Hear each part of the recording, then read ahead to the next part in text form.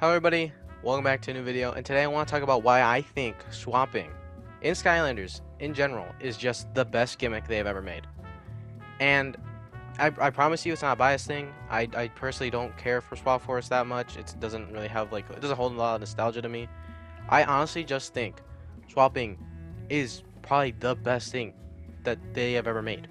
Like, it is just really good for what the series was and its continuity and how it worked. It was amazing, and I want to go through it, so join me for this little ride. First, let's go over the gimmick itself, right? So a gimmick is, whatever the Skylander game is based off their whole premise to be. So giants being big, trap team having the traps to make a team, they're pretty self-explanatory. And Swap Force was being able to buy swappers and move the top piece and the bottom piece, switch them around, and bada bing, you made a new one right there. Rattle Kraken, not a main Skylander, but you can make them because I had Fire Kraken and Rattle Shake. And with this concept of being able to switch your character with the other character, it never lost its value in future games, which you can't really say with other ones. The only one that I could really see that you could make an argument for is Giants, because they're still Giant in the other games, but Giants had a lot more to that, right? They felt different in Giants. They were able to pull the chains, they would break through the floor, they would pick up rocks. You can't do that no more. But with swapping, it kept its same premise, right? Like, I guess you could talk about the mini games and how that was lost, and maybe the dual gates, but was that really the main premise of it? I feel like if you ever bought two swappers, it's because you wanted to swap them. I guess to also get two of the gates, but after that, you could still swap them in the future. So their main premise is still there. Like, think about traps. Like, they had to get really unique on how traps still work in future games. Like, in the cars, they would shoot things, and then in the cars, cars themselves are just bound to a now just racing mode that no one really played. So out of all of them, the longevity of Swap Force was probably the best. The next part I want to talk about is honestly just the technology of having these Skylanders. Think about it. Back when this was done, this is fucking crazy. They were able to take two pieces, a top half of a toy, the bottom half, and be able to somehow magically make them work. Like, you put them together, the game would know that you have these two together. I don't know how they work. I never personally searched up how they did it, but that's insane, right? It's probably like an NFC chip, like on the top half and the bottom half. I don't know how it works.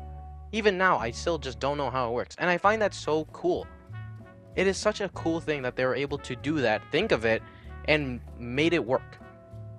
And it worked flawlessly, right? Like, at least for me, I never had a problem with any of the swappers I've ever had.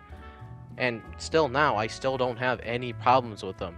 They all work perfectly fine. I never had issues with the magnets that hold them together, It was such a cool and, novelty item right there. And I don't think anything after that game could honestly be as cool as that.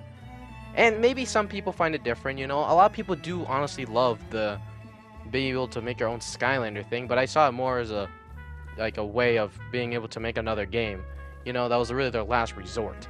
So yes, I like making stuff is cool, cars and stuff like that is nice, but being able to just official Skylander, swap pieces, and just kind of make whatever you wanted the most, super cool. I would also like to shine a light on that itself, just the gimmick itself. The main purpose of it being able to swap and then having different powers go to a different character, it really creates some power balance, I would say. Like, obviously some bottoms are probably better than others, and some bottoms or some tops also are better than others and work a lot better with certain things. But I don't know. I feel like if you're still, just wanting to test things out, swappers are basically the best way to do it, out of a also business term, right? Like, think about it. You have to buy two characters, right? And if you buy those two characters, you're able to switch them whenever you want. So if you want to use a specific bottom, you see something cool and you just think, hey, maybe this would work pretty well on this character. Bada bing, bada boom. That creates a lot of playtime, right? You need to level them up. You need to get the money for it. And then if it doesn't really work, you can reset it. You can go with a different character. You can go buy a different one. It creates such a crazy-ass business market. I wouldn't be surprised if Swap Force had some of the best sales. Because I would think it would, right? It was, again, technologically crazy. It was super cool. And I find that novelty to be amazing. And again, the gimmick itself is just nice. You get to test out these different Skylanders in different situations, And if you like it, cool. If you don't like it, well, there's probably another Skylander that can probably benefit it more.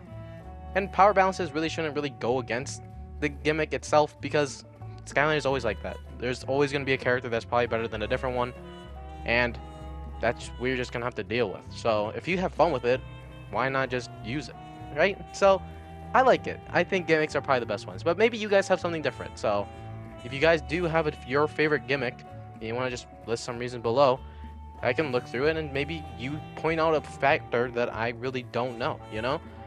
But that's why I think Swap Force, or swapping itself, is probably the best gimmick they ever had, and sadly it was probably the last gimmick that they had to like profit off of. I really couldn't see like traps and stuff being like that, being like crazy profitable. Maybe traps, because I like Trap Team, you know, I want to buy all the traps. But yeah, I don't know, that's just something I just wanted to make a video on for a while, because I really do enjoy the swapping and I enjoy giving out my opinions. So yeah, if you guys want to tell me, I would be glad to hear you out and what your favorite gimmick is.